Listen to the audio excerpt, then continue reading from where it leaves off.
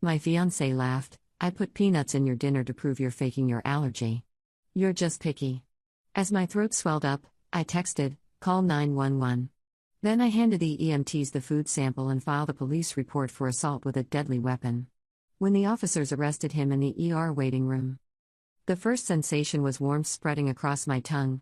Not pleasant warmth, the kind that signals danger, like touching a hot stove before the pain registers.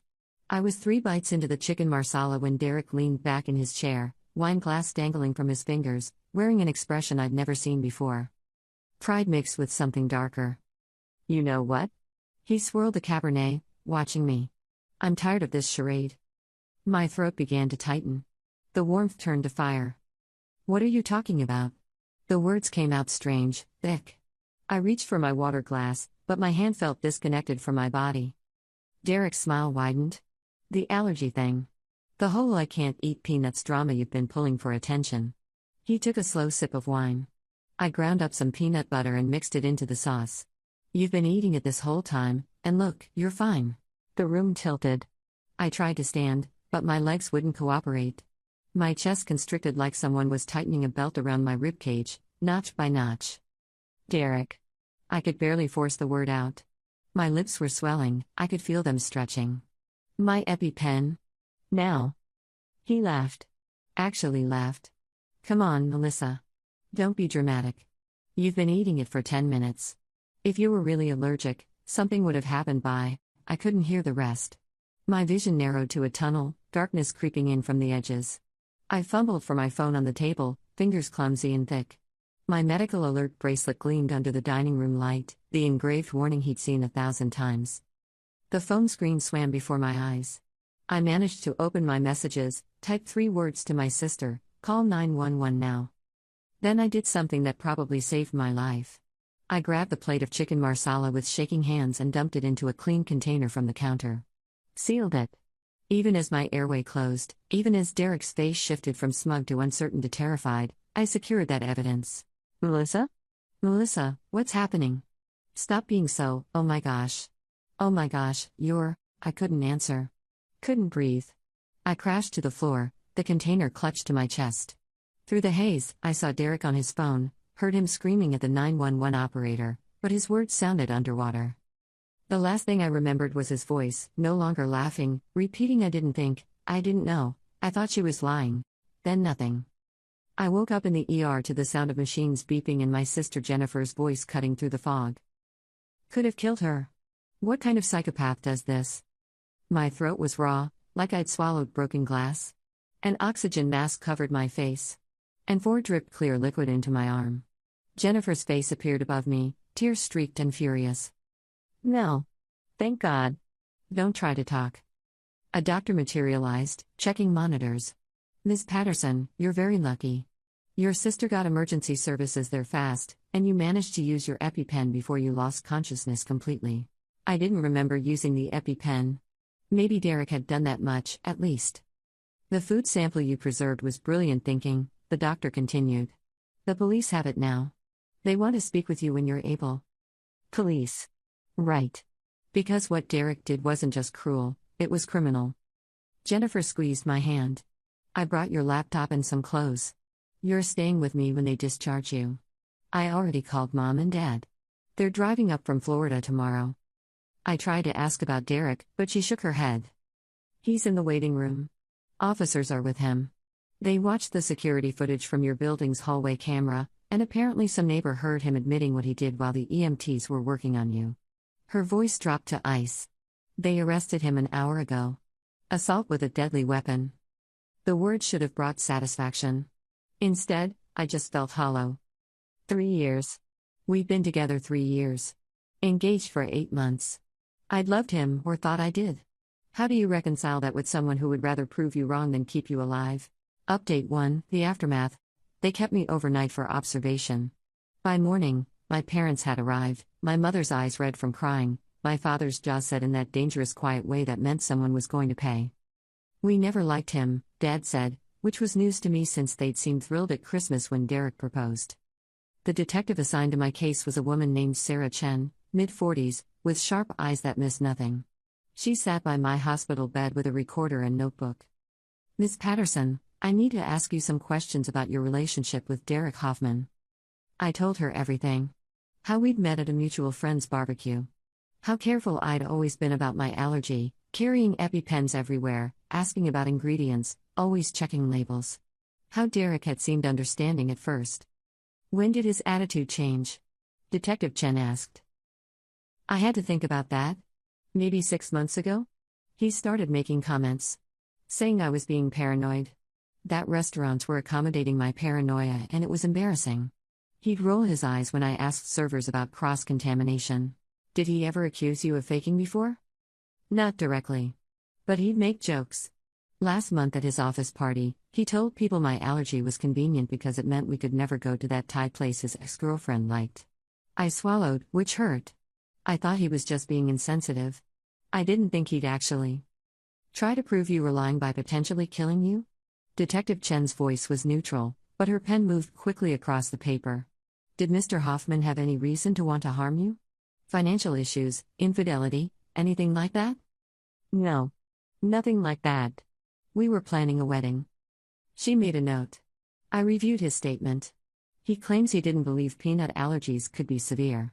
Said he thought you were exaggerating for attention and wanted to prove modern allergies were psychological. My hands clenched the hospital sheets. I've had this allergy since I was 4. It's documented. I went into anaphylactic shock at a birthday party and almost died. My parents kept the hospital records. I showed Derek those records when we first started dating. We'll need copies of all medical documentation. Detective Chen leaned forward. Miss Patterson, I want you to understand what we're dealing with here. Mr. Hoffman intentionally introduced a substance he knew you claimed to be allergic to, with the express purpose of causing a physical reaction. His own words to multiple witnesses confirm this. Under state law, that constitutes assault with a deadly weapon. What happens now? He was arraigned this morning. Bail was set at $50,000. His parents posted it. She paused. He's been ordered to have no contact with you.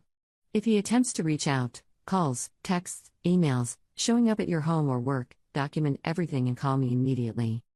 After she left, Jennifer climbed into the hospital bed beside me like we were kids again. I never trusted him, she said quietly.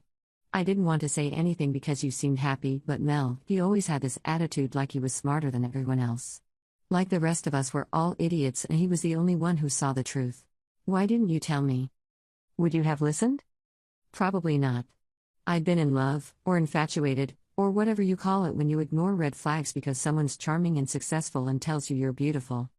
His mother called me, Jennifer added. Tried to get me to convince you to drop the charges. Said Derek made a terrible mistake but he's sorry, and isn't it extreme to ruin his life over a simple error in judgment? I stared at the ceiling. A simple error in judgment. I told her to go to hell. Jennifer's voice was fierce. Her son almost murdered you. If that's a simple error, I'd hate to see what she considers serious. My phone, which Jennifer had brought from my apartment, sat on the bedside table. I picked it up and scrolled through the messages that had accumulated. Friends sending concern and love. My boss telling me to take all the time I needed. And buried in there, from Derek's number, received before his arrest, Melissa, I'm so sorry. I panicked. I wasn't thinking. Please call me. We can work this out. Then, an hour later, you're overreacting. I said I was sorry. Are you really going to destroy our relationship over this? And finally, right before the police apparently took his phone, my lawyer says you gave them the food. That's insane. You're acting like I tried to kill you. It was a mistake. I showed Jennifer. She grabbed the phone and blocked his number with vicious satisfaction. He doesn't get to rewrite this, she said. He doesn't get to make you doubt what happened. They discharged me that afternoon. My parents wanted me to come home to Florida, but I had a job, a life here. Instead, I moved into Jennifer's spare bedroom, surrounded by boxes of my things that she'd packed up from the apartment Derek and I had shared. She'd been thorough. My clothes, my books, my kitchen supplies, all of it carefully labeled and stacked. She'd even brought my plants, though my beloved fiddle leaf fig looked traumatized by the move. Derek tried to stop me, Jennifer said as we unpacked. Said I was trespassing. I told him his name wasn't on the lease and if he didn't move aside, I'd call the cops. The apartment had been mine before Derek moved in 6 months ago. He paid half the rent but insisted on keeping his name off official documents because he was between jobs and didn't want it affecting his unemployment benefits. At the time, I'd thought nothing of it. Now I realized how convenient that was. He could leave any time without legal complications. Or I could kick him out without needing his permission. What did he do? Stood there while I packed, trying to explain. Kept saying he'd made a terrible mistake, that he loved you, that if you just talked to him, you'd understand. Jennifer's mouth twisted. Then his mother showed up. That was fun. Oh no. Oh yes. Patricia Hoffman in all her glory, telling me I was tearing a family apart, that Derek was a good man who made one error in judgment, that you were being vindictive by pressing charges. She handed me a stack of sweaters. I may have suggested that if she'd raised her son to believe attempted murder was an error in judgment, she should probably examine her parenting choices. Despite everything, I almost smiled. Jennifer had never been one for restraint. My phone rang. Unknown number. I answered cautiously. Ms. Patterson? This is David Gelman. I'm the prosecutor assigned to your case. I put it on speaker so Jennifer could hear. Hello? I wanted to touch base with you about the charges against Derek Hoffman. We're moving forward with assault with a deadly weapon, which carries a potential sentence of 5 to 25 years depending on various factors. His voice was professional, matter of fact. However, I need you to understand that this won't be easy. Defense attorneys in cases like this often try to paint the victim as vindictive or exaggerating. They'll argue that the defendant didn't understand the severity of the allergy, that there was no intent to cause serious harm. He told me he did it to prove I was faking. Multiple witnesses heard him. I know, and that's excellent for our case. But be prepared for this to get ugly. His attorney will likely subpoena your medical records, question every instance you've been around peanuts without incident, try to find inconsistencies in your story. There aren't any inconsistencies. I have a severe peanut allergy. I almost died. He caused it intentionally. I believe you. I'm just preparing you for what's ahead. He paused. There's something else. Derek Hoffman's family has resources. His father is Robert Hoffman, the real estate developer. They've hired one of the top criminal defense firms in the state. Of course they had. Derek had always been vague about his family's money, playing the humble everyman while driving a Lexus his parents bought and taking vacations funded by his trust fund. What does that mean for the case? It means they'll fight hard. It means this could drag out for months, maybe over a year. It means you need to be absolutely certain you're ready for this battle, because they'll do everything possible to make you wish you'd never pressed charges. Jennifer grabbed the phone. She's ready. And Mr. Gelman? You make sure Derek Hoffman pays for what he did. After the call ended, my mother appeared in the doorway with tea and homemade cookies, her form of crisis management. I called Aunt Sarah, she said, referring to my father's sister who practiced family law in New York. She recommended someone local who specializes in personal injury cases. You should sue him civilly too. Mom, I don't want his money. This isn't about money, sweetie. This is about making sure he faces every possible consequence for what he did. Criminal charges are one thing. But a civil suit? That follows him forever. That shows up on background checks. That tells every future employer and partner exactly who Derek Hoffman really is. She was right, even if the thought of more legal battles exhausted me. Dad appeared behind her, phone in hand. I've been researching. Do you know how many people die from food allergies every year? About 150 to 200 in the United States. Derek could have made you a statistic. I know, Dad. No, I don't think you do. His voice shook slightly. When Jennifer called us, when she said you were in the hospital and Derek had poisoned you, he stopped, composing himself. I've never felt fear like that. The drive here was the longest 5 hours of my life. And then to find out he did it deliberately? To prove a point? My father wasn't an emotional man. Seeing him struggle with tears made everything feel more real, more serious. I'm okay, I said, which was a lie, but a necessary one. You're alive. That's not the same as okay. The next week was a blur of police statements, meetings with prosecutors, and reporters somehow getting my number. The story had hit the local news, woman's fiancé allegedly poisons her to prove allergy is fake. Then it spread online, picked up by national outlets. My face was everywhere. Derek's too.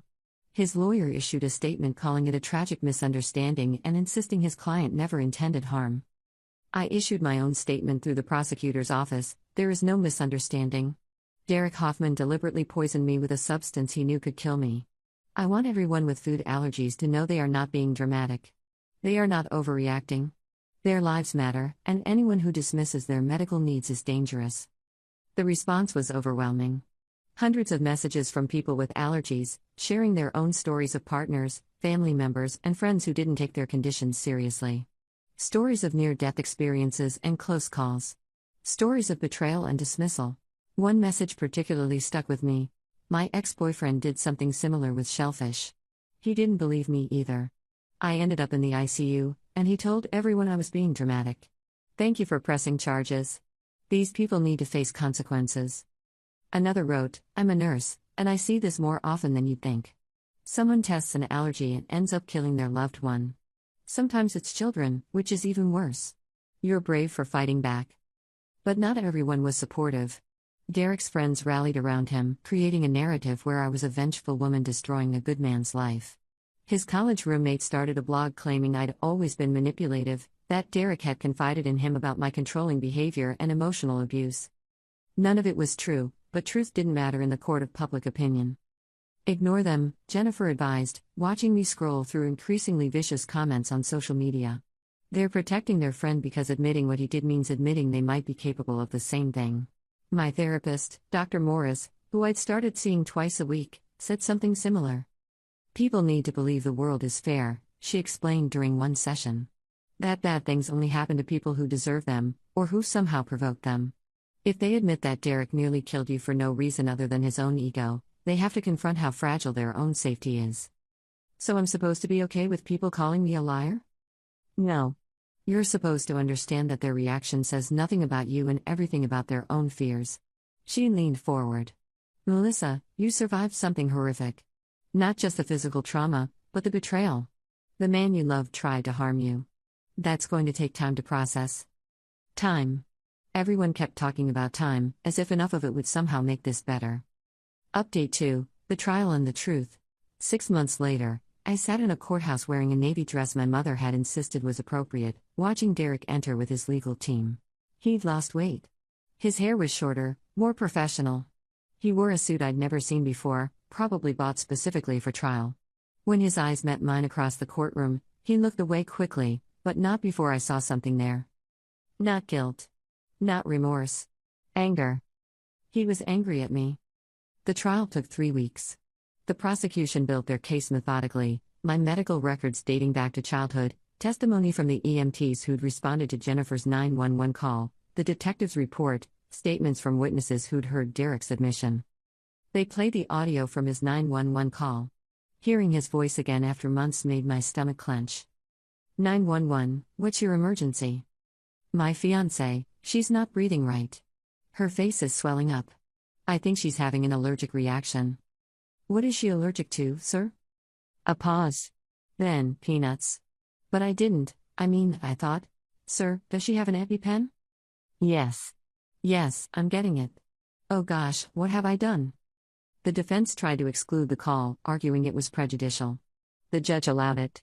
Derek's lawyer, a sharp woman named Margaret Winters, built her case around reasonable doubt. Yes, Derek had put peanuts in the food. Yes, he'd admitted it. But had he really understood the severity?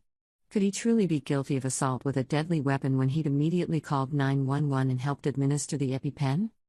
My client made a terrible error, she told the jury during opening statements. He's a software engineer, not a doctor. He'd seen Miss Patterson around peanuts before, at restaurants, at parties, and she'd been fine.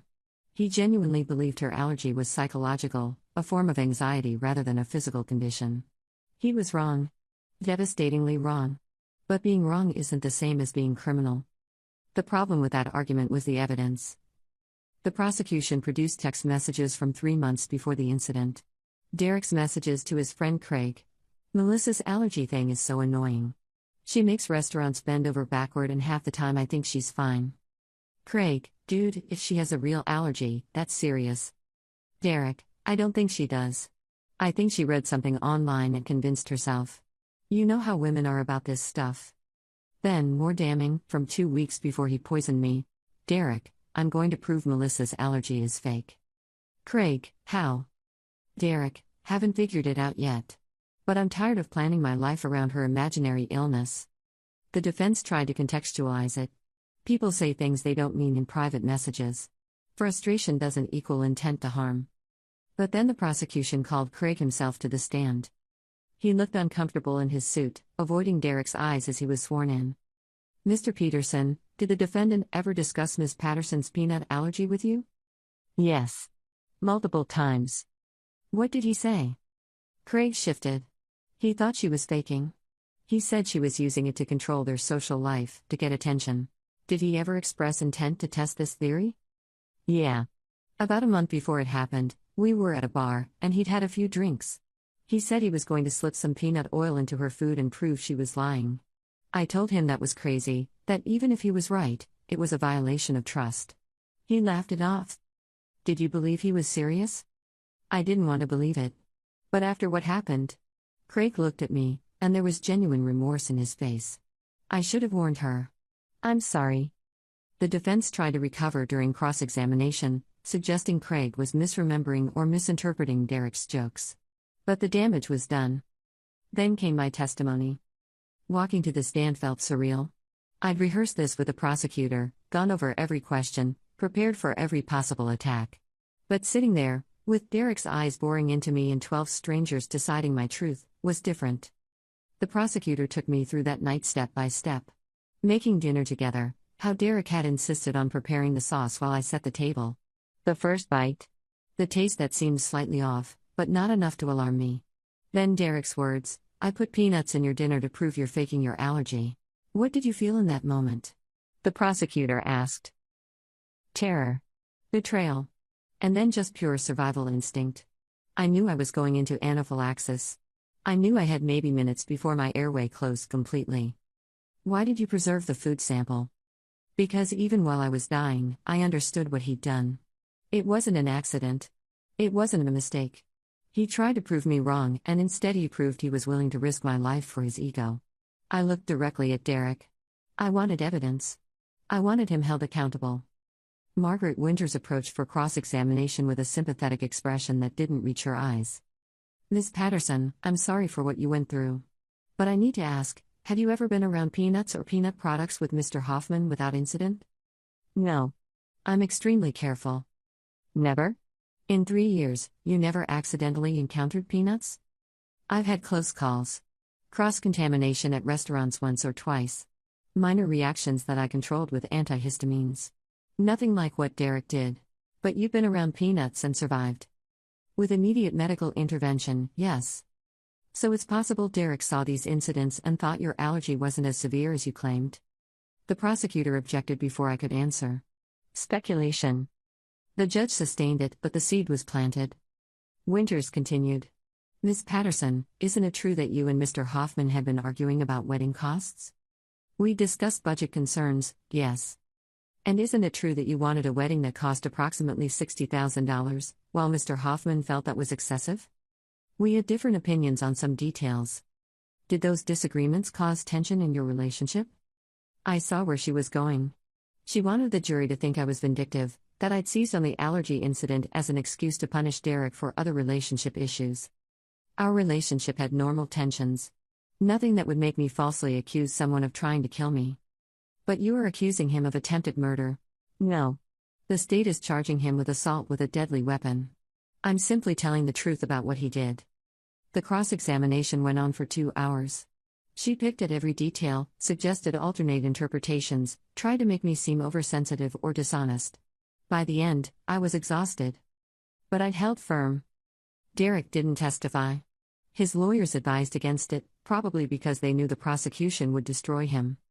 Instead, they called character witnesses. His mother, who cried while insisting her son was a good man who'd made one terrible mistake. His former boss, who testified that Derek was responsible and conscientious. Friends who swore he'd never shown violent tendencies. The prosecution countered with evidence of Derek's internet searches in the weeks before the incident. Can peanut allergies be faked? Psychological versus real food allergies, proving someone is lying about medical conditions. And finally, the most damning piece, a journal entry Derek had written on his laptop 3 days before he poisoned me. Melissa's allergy is ruining my life. Every restaurant we go to, every party, every family gathering, It's all about her. I'm going to prove she's faking. Once she realizes I know, she'll have to stop this charade. She'll be embarrassed, but she'll get over it. And then we can finally live normally. The defense tried to exclude it as a violation of privacy. The judge allowed it, ruling that Derek's state of mind was directly relevant to the charges. When the prosecution rested their case, I felt hollowed out. Every detail of my life, my relationship, my medical history, all of it examined and questioned and picked apart for public consumption. Closing arguments were scheduled for the next day. That night, unable to sleep, I walked through Jennifer's apartment. She'd gone to bed hours ago, trusting me to lock up. I stood in her kitchen, looking at the EpiPens I now kept everywhere, in my purse, in my car, in every room of wherever I was staying. I'd never been paranoid about my allergy before. Careful, yes. Vigilant, absolutely. But not paranoid. Derek had changed that. Now I questioned everything I ate, everyone who prepared food. Trust, once broken, was hard to rebuild. My phone buzzed. A message from an unknown number: "You're destroying his life. He made a mistake. Why can't you forgive him?" I blocked the number. It was probably the 20th message I'd received like that since the trial started.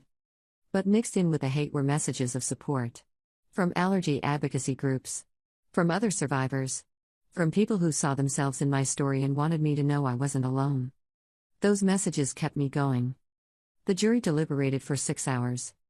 I sat in the hallway outside the courtroom with Jennifer, my parents, and Craig, who'd become an unexpected ally. He'd been racked with guilt for not warning me, and had offered to testify again if needed. "I should have known," he kept saying.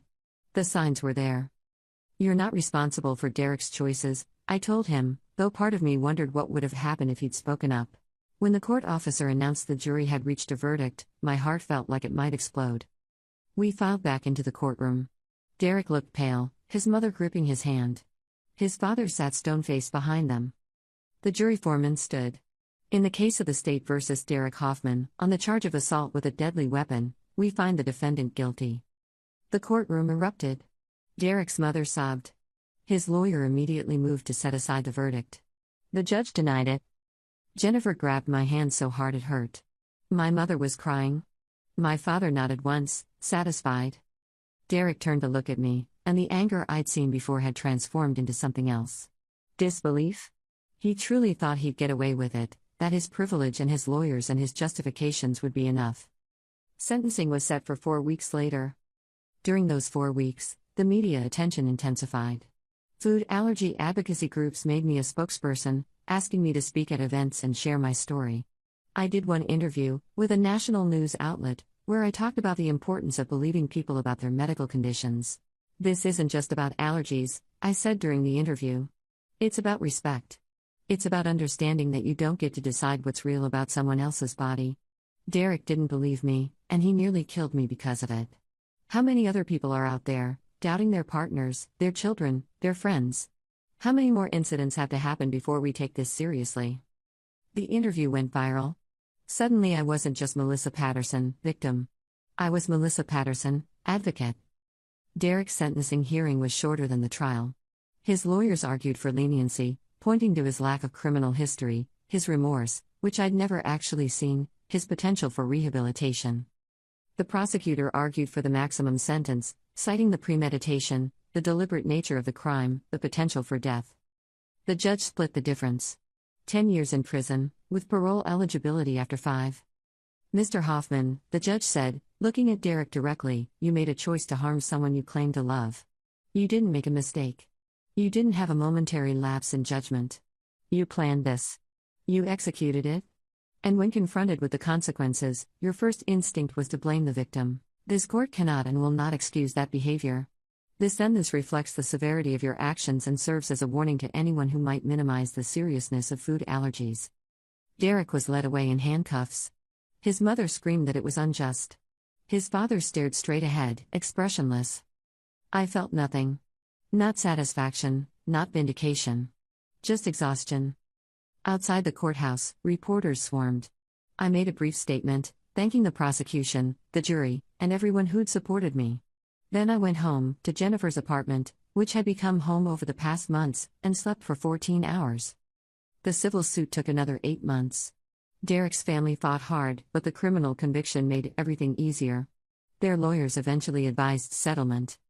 The amount was substantial, though I can't disclose the exact figure due to the terms. Enough to cover my medical bills, therapy costs, and lost wages, with plenty left over. I donated half of it to food allergy research and advocacy organizations. The rest I invested, using it to start over. I moved to a new city, Portland, where nobody knew my face or my story. I found a job at a nonprofit focused on disability rights and medical advocacy. I adopted a cat named Pepper, who had no opinions about my allergies. And slowly, carefully, I started to rebuild trust. Not in Derek, who would be in prison for years. Not even in relationships generally, that would take more time. But in myself. I'd saved my own life that night. Even while dying, I'd had the presence of mind to preserve evidence, to protect myself. I'd fought through the legal system, endured public scrutiny, and come out the other side. Dr. Morris, who I still saw weekly via video calls, said something during one session that stuck with me. You know what Derek took from you. Not just your safety, but your ability to trust your own judgment. You loved him, and he betrayed that love in the worst possible way. So now you question every feeling, every decision. But Melissa, the fact that you didn't see this coming doesn't mean you're naive or foolish. It means he was a good liar. And the fact that you survived and fought back? That means you're stronger than he ever gave you credit for. A year after the sentencing, I went on a date. Nothing serious, just coffee with a guy I'd met at a food allergy awareness event. He had a severe shellfish allergy, so he understood the constant vigilance, the anxiety around meals. Do people ever not believe you? I asked him. All the time, he said. Family members who think I'm being dramatic. Friends who forget and order shrimp appetizers for the table. A date once who said I was ruining the meal because I couldn't eat at the restaurant she'd chosen. He paused. But I've learned something. The people who don't believe you, who don't respect your boundaries. They're telling you exactly who they are. And you need to listen. I wish I'd listened earlier. You listened when it mattered most. You survived. You fought back. That's what counts. The date didn't lead to a relationship, but it reminded me that connection was still possible. That not everyone was Derek. Final update, moving forward. It's been 3 years now since that night. Derek is still in prison, though he'll be eligible for parole in 2 years. His lawyers have already filed paperwork, preparing arguments for his release. I'll attend that hearing. I'll read a statement about the lasting impact of his actions, about the PTSD I still manage, about the relationships I've struggled to build because trusting people with my safety feels impossible sometimes. But I'll also talk about what I've built despite him. I'm the director of a national organization focused on food allergy awareness and support for survivors of medical abuse. Yes, that's a thing: partners, family members, caregivers who deliberately harm people by exposing them to allergens, withholding medication, or otherwise weaponizing medical conditions. It happens more often than anyone wants to admit. We've lobbied for stricter laws around deliberate allergen exposure. We've created resources for parents, teachers, and partners about the seriousness of food allergies. We've connected survivors with legal aid and therapy services. And we've saved lives. I know this because people tell me, someone saw our campaign and took their child's allergies seriously. Someone left a relationship after their partner made jokes about testing their allergy. Someone reported a deliberate exposure incident to police because they learned from my story that it was criminal. Jennifer got married last year. I was her maid of honor, giving a speech about love and trust and choosing partners who protect you rather than harm you. She cried. So did I. My parents retired and moved to Portland to be near me. We have Sunday dinners where Mom cooks carefully and Dad triple checks ingredients, and we don't talk about Derek unless I bring him up. I'm in a relationship now. His name is Marcus, and he's a teacher. He carries EpiPens for me in his bag, asks about ingredients at restaurants without being asked, and never once has made me feel paranoid or dramatic about my medical needs. On our third date, I told him about Derek. All of it. I expected fear or pity, but Marcus just nodded and said, "Thank you for trusting me with that. I promise I'll never give you a reason to doubt your safety with me." He's kept that promise for 18 months. Sometimes I still have nightmares. I wake up unable to breathe, tasting peanuts, feeling Derek's eyes watching me. Marcus has learned to recognize the signs, knows how to talk me down without making me feel broken. "You're not broken," he tells me. "You're healing." There's a difference. I've also reconciled with some unexpected people. Craig, Derek's friend who testified, became someone I meet for coffee occasionally. He's devoted himself to allergy advocacy too, speaking about the responsibility bystanders have to intervene when they see warning signs. "I'll never forgive myself for not warning you," he told me once. "Then spend that energy making sure it doesn't happen to someone else," I replied. He has. He's created a program for college students about recognizing relationship red flags, including dismissiveness toward medical needs. Derek's mother tried to contact me last year through a lawyer. She wanted to apologize, to explain that she'd failed as a parent, that she'd raised Derek to believe his intelligence made him superior to others. I declined the meeting. Some apologies are too late, and some wounds don't heal through forced reconciliation. But I don't hate her. I don't hate Derek, either. Hate takes energy I'd rather spend building something positive. People often ask if I regret pressing charges, if the trauma of the trial and public scrutiny was worth it. Every single time, I say yes. Because Derek didn't just try to kill me. He dismissed my reality, weaponized my vulnerability, and believed he had the right to decide what was true about my body. Holding him accountable wasn't about revenge. It was about saying, loudly and clearly, that behavior has consequences. That you can't harm people and walk away because you didn't mean for it to be serious. Intent doesn't erase impact. The prosecutor's office sends me updates about Derek's incarceration. He's taken some classes, participated in therapy. His supporters say he's changed, that he's remorseful. Maybe he has. Maybe he truly understands what he did. But that's not my concern anymore. My concern is the teenager with a peanut allergy whose parents finally take it seriously after reading about my case. It's the woman who leaves her dismissive partner before he has a chance to test her gluten intolerance. It's the medical community taking reports of deliberate allergen exposure seriously instead of dismissing them as relationship drama. My life didn't end that night Derek poisoned me, though it could have. Instead, it transformed. I discovered a strength I didn't know I possessed, found a purpose I never anticipated, and learned that survival isn't just about living, it's about deciding what kind of life you want after trauma. I chose advocacy. Connection. Healing. I chose to believe that most people are good, even after one person proved himself terrible. And I chose to keep eating, keep trusting, keep living, despite the fear. Because letting Derek take that from me would mean he won. And I didn't survive just to let him win. 3 years after the night my world ended and began again, I stand in my office, looking at photos on the wall. Survivors I've met, events I've spoken at, laws that have changed because people like me refused to stay silent. My medical alert bracelet glints in the light. I never take it off. But now, instead of feeling like a warning, it feels like a badge. A reminder of survival. A symbol of the truth Derek tried to deny.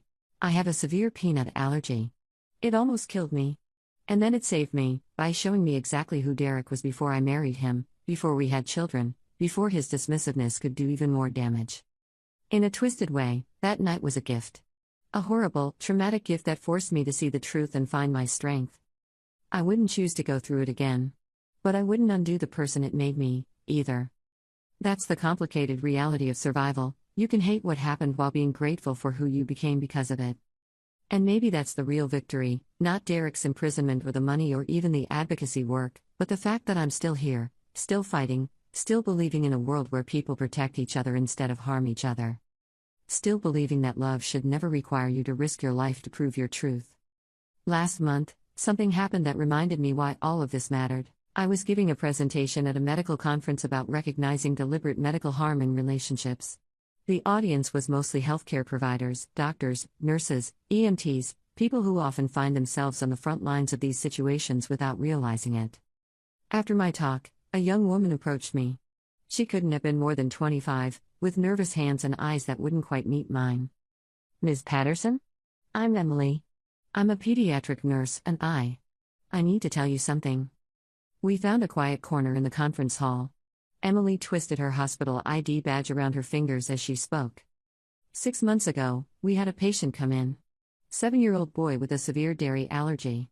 He'd been admitted 3 times in 2 months for anaphylaxis, always happening at home.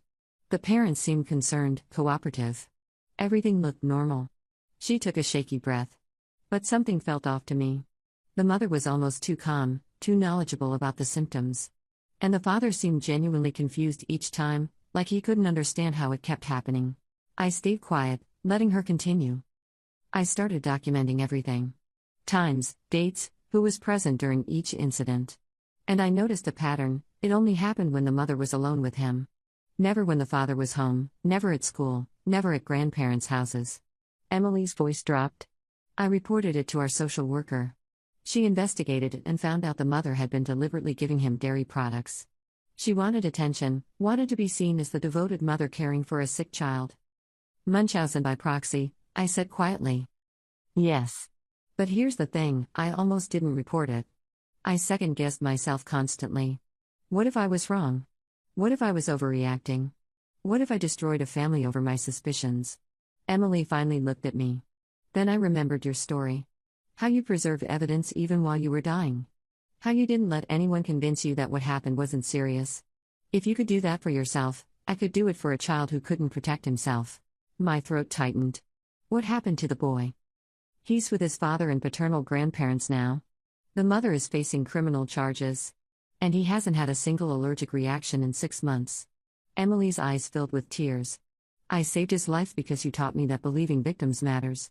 That taking medical abuse seriously matters. After she left, I sat in that conference hallway for 20 minutes, just processing. This was why I'd fought so hard.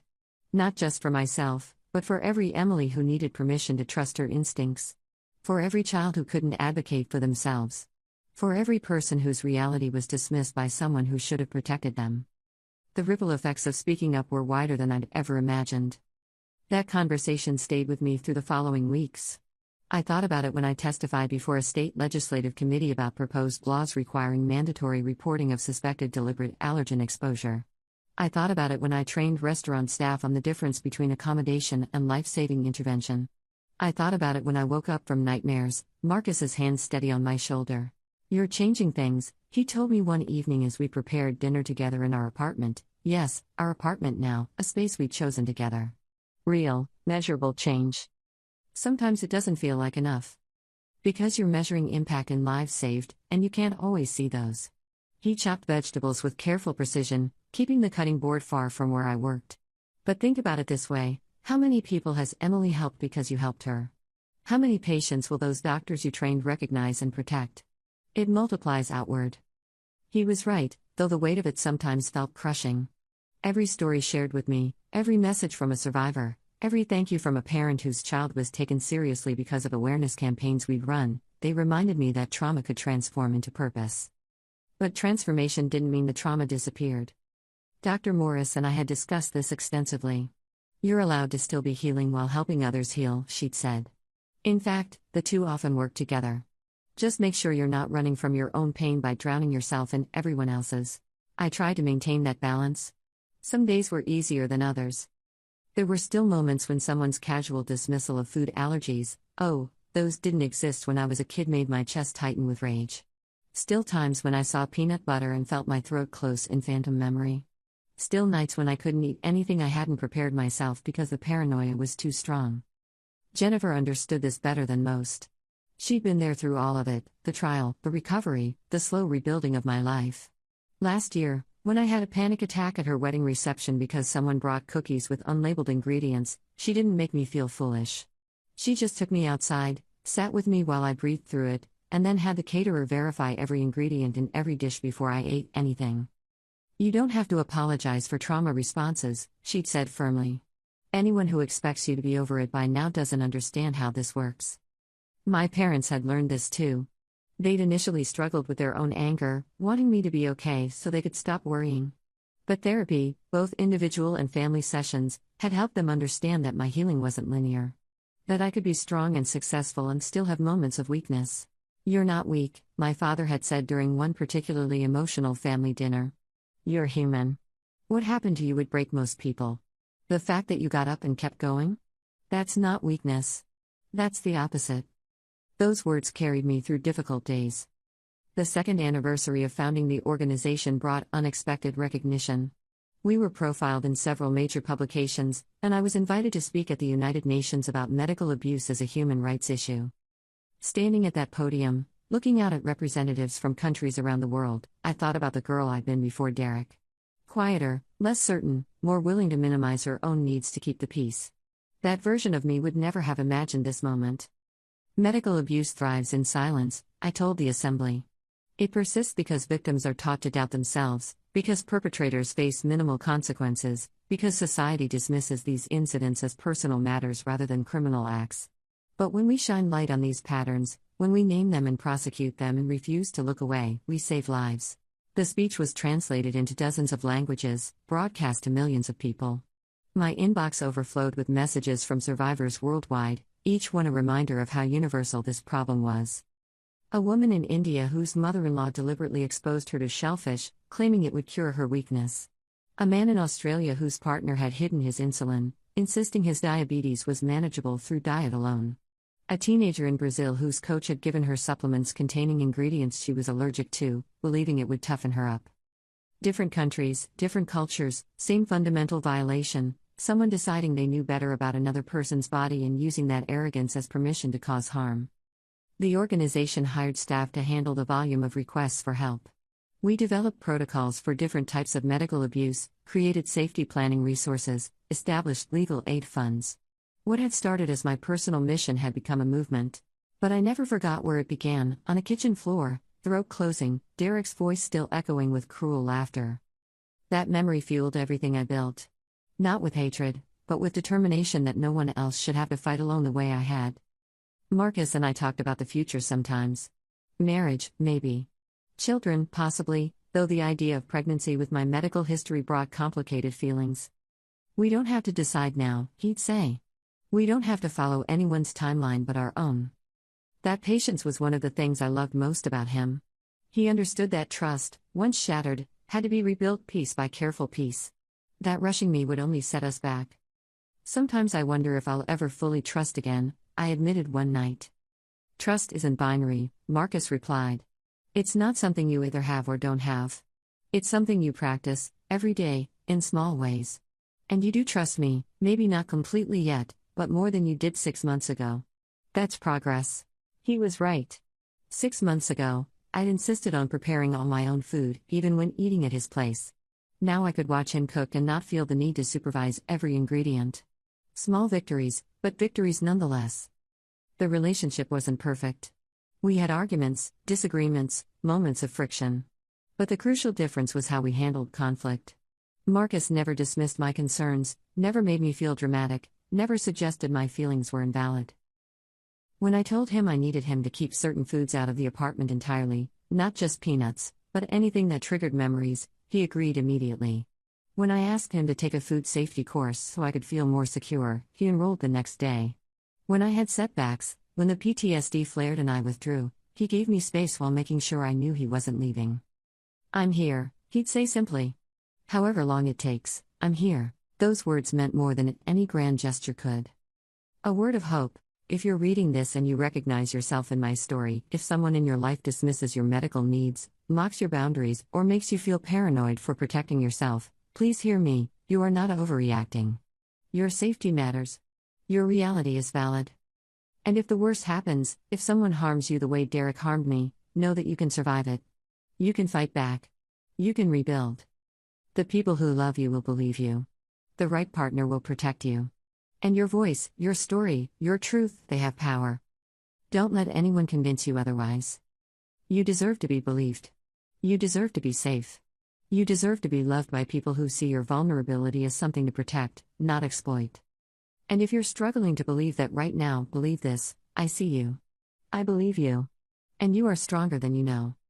Survival isn't just about making it through the worst day of your life. It's about choosing, again and again, to build something meaningful from the wreckage. It's about transforming pain into purpose, trauma into advocacy, fear into fierce protection of others. It's about refusing to let the person who harmed you define the rest of your story. Derek took a lot from me that night. My sense of safety, my ability to trust easily, my innocence about what people are capable of doing to those they claim to love. But he didn't take everything. He didn't take my voice, my strength, or my determination to ensure his actions had meaning beyond just destroying me. And in the end, that's what survival really means, not that you're unchanged by what happened, but that you get to decide what those changes look like. That you get to write the chapters that come after the worst one. I'm still writing mine. And it's a better story than Derek ever deserved to be part of.